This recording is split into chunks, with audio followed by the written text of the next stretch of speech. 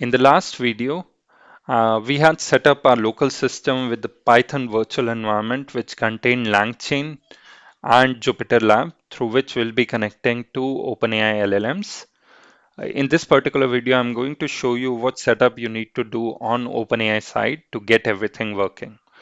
So right now I'm at platform.openai.com. You can click on sign up and create your account. In my case, I already have an account, so I clicked on login and I logged in via my Google account.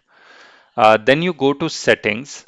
After you have gone to settings, if you want to use the latest models like ChatGPT 4.4.0 that was recently released, you would have to recharge your account. So in my case, I recharged with $5 and I have $4.59 left in my account. You can see that here under billing overview. Then uh, what you do is you go to your profile, right? And then click on your user API keys.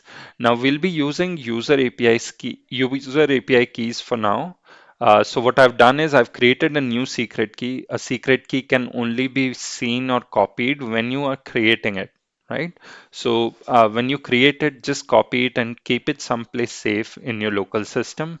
Do not put this key on your GitHub.